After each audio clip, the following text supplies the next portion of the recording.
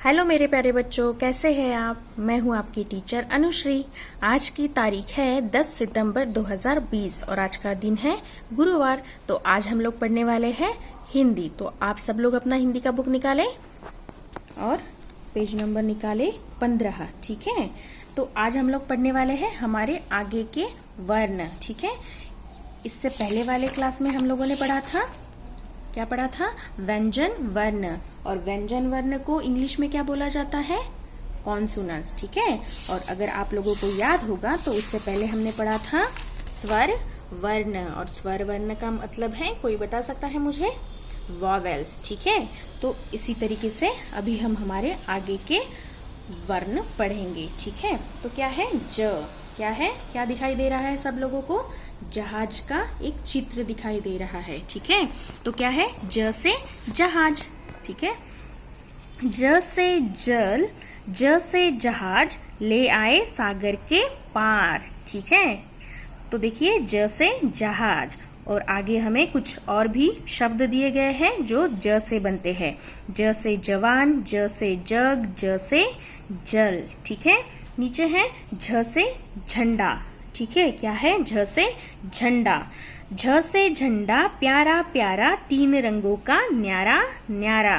और झ से और कुछ शब्द बनते हैं। देखिए, झ से झूला, झ से झोपड़ी, झ से झरना। ठीक है, तो अभी जो हमने नए कुछ वर्ड्स शब्द हमें पढ़ने में आए हैं, उसके इंग्लिश अर्थ मीनिंग यहाँ पे नीचे हमें दिए गए हैं, तो उसे हम पढ़ेंगे। ज से जल है वाटर, जहाज है शिप, जवान है सोल्जर, सागर है सी, पार है क्रॉस, झंडा फ्लैग, प्यारा लवली, तीन रंगों थ्री कलर्स, न्यारा अनकॉमन, झूला स्विंग, झोपड़ी हट, झरना वाटरफॉल।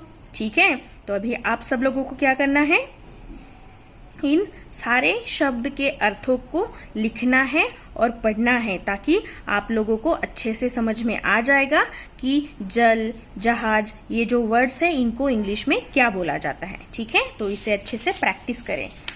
चलिए तो फिर आगे बढ़ते हैं। त्र की सुनो तुम बात, खाली रहता यह दिन रात। ठीक है, तो यह है त्र। आओ दोहराए, तो नीचे अभी हमने जो वर्ण पढ़े हैं वो वर्ण हमें फिर से दोहराने हैं। चलिए तो फिर शुरुआत करते हैं। च से चमचा चम्मच, छ से छलनी, ज से जहाज, झ से झंडा, त्र। बेलम अक्षर पर गोला लगाओ।